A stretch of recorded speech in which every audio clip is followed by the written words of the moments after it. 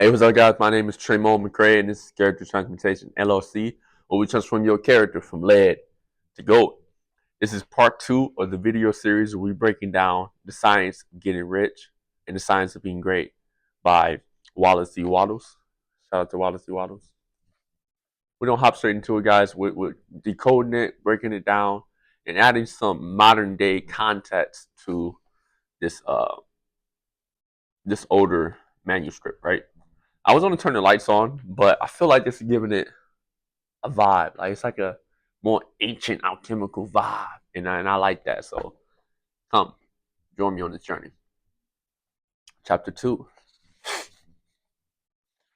Chapter 1 was your right to be rich. Chapter 2 is there is a science. There is a science of getting rich. There is a science of getting rich, and it is an exact science like algebra or arithmetic. Check out divine physics. There are certain laws that govern the process of acquiring riches. Once we learn and obey these laws, we will get rich with mathematical certainty. The ownership of money and property comes as a result of doing things in a certain way.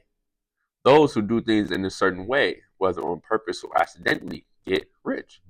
While those who do not do things in a certain way, no matter how hard they work or how able they are, remain poor. It is a natural law that like causes always produce like effects. This is a law of cause and effect. And therefore, any man or woman who learns to do things in a certain way will inevitably get rich. That the above statement is true is shown by the following facts. Getting rich is not a matter of environment. If it were, all the people in certain neighborhoods would become wealthy. The people of one city will all be rich, while those of other towns will all be poor. Or the inhabitants of one state will roll in wealth, while those of the adjoining states will be in poverty. But everywhere we see rich and poor living side by side in the same environment and often engaged in the same vocations. When two people are in the same locality and in the same business, and one gets rich while the other remains poor, it shows that getting rich is not primarily a matter of environment. This is what we're talking about mindset. It's about the mental mindset that you dwell in. Because as the law of cause and effect and the law of correspondence states, as within, so without. Causes within will create effects without. This is the metaphysics level of understanding, guys, where we don't see the outside world as a,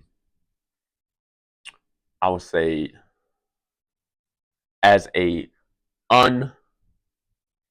what's the word I'm looking for? I'm looking for the word measurable. That it's not measurable and it's just random. No, it's not. It's not random. Nothing's random, guys. There's no coincidences. There's always a cause. So, and further, the ability to do things in a certain way is not due solely to the precision of talent. Many people who have great talent remain poor, while others who have very little talent get rich. Studying the people who have become rich, we find that they are an average lot in all respects, having no greater talents and abilities than other people. It is evident that they do not get rich because they possess talents and abilities that others do not have, but because they happen to do things in a certain way. Getting rich is not the result of saving or thrift. Many very penurious people are poor, while free spenders often get rich. Nor is it getting rich due to doing things which others fail to do. For two people in the same business often do exactly the same things, and one gets rich while the other remains poor or becomes bankrupt. From all these things, we must come to the conclusion that getting rich is a result of doing things in a certain way. If getting rich is the result of doing things in a certain way, and if like causes always produce like effects, then any man or woman who can do things in a certain way can become rich. And that whole matter is brought within the domain of exact science. So this is Wallace's breakdown of doing things in a certain way. And we're going to get through the book, and it's going to start unraveling a deeper perspective on what is this certain way that he's speaking of. But I want to point you guys to the mindset shift we have, where we're not dependent upon external reality to dictate our life, dictate our lifestyle.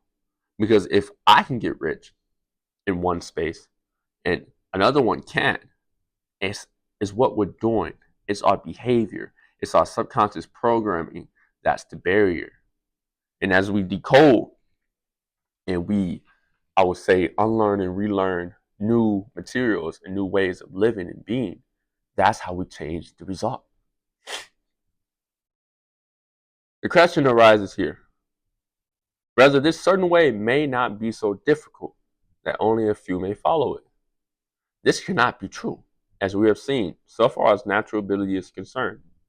Talented people get rich and blockheads get rich. Intellectually brilliant people get rich and very stupid people get rich. Physically strong people get rich and weak and sickly people get rich. Ideally, you want to be strong, smart, healthy, and rich. Some degree of ability to think and understand is, of course, essential. But in so far natural ability is concerned, any man or woman who has the sense enough to read and understand these words can certainly get rich. Also, we have seen that it is not a matter of environment. Location counts for something. One would not go to the heart of the Sahara and expect to do successful business.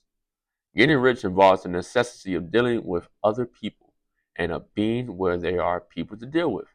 And if these people are inclined to deal in the way you want to deal, so much the better. But that is about as far as environment goes. So it's only slightly of importance, right? If anybody else in your town can get rich, so can you.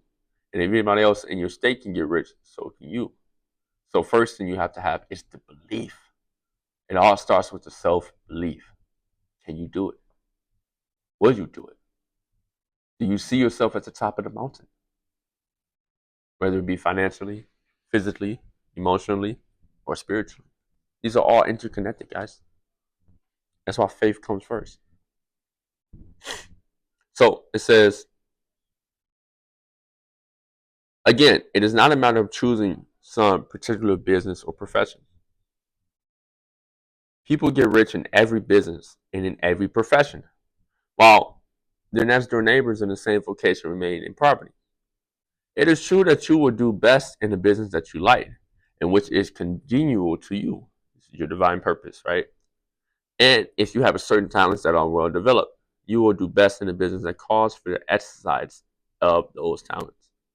Also, you will do best in a business that is suited to your locality. An ice cream parlor would do better in a warm climate than in Greenland. And a salmon fishery will succeed better in the Northwest than in Florida, where there are no salmon. But aside from these general limitations, getting rich is not dependent upon your engaging in some particular business, but upon your learning to do things in a certain way.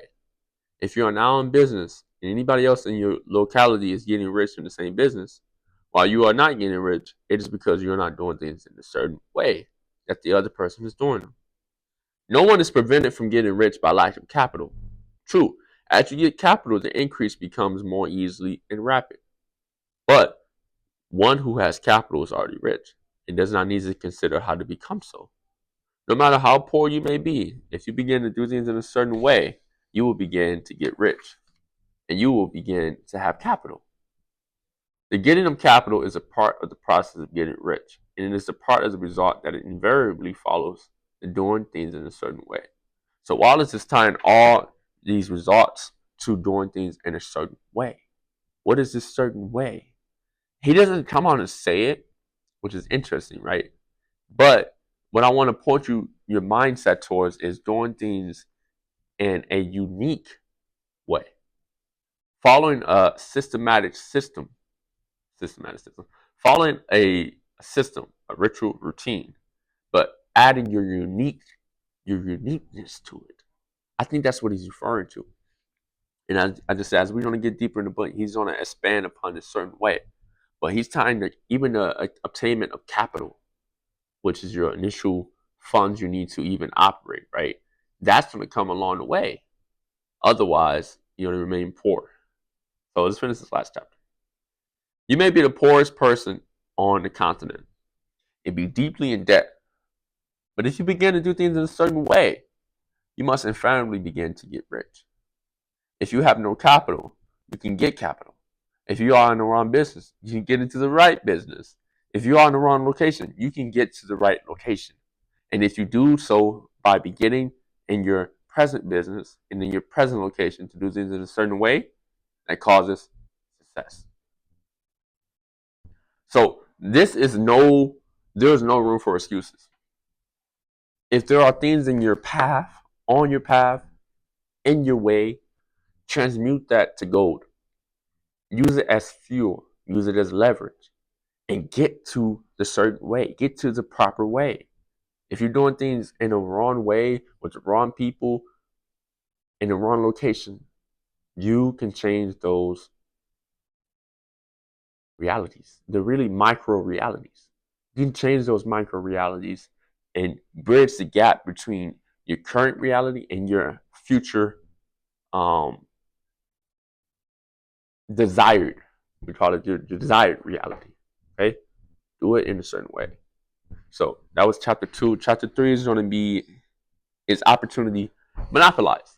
And this is where he's going to get into the difference between competition and creation. Ooh, I'm liking it, guys. Please like, comment, subscribe if you're enjoying this video series. It's going to be on my YouTube for all those who need it. And let's get some money, right? Again, this has been Tremont McCray with Character Transmutation LLC. And this is how you go, guys. This is the study. This is the blueprint. This is the mindset shift you need to go from lead to go. I see y'all on chapter 3.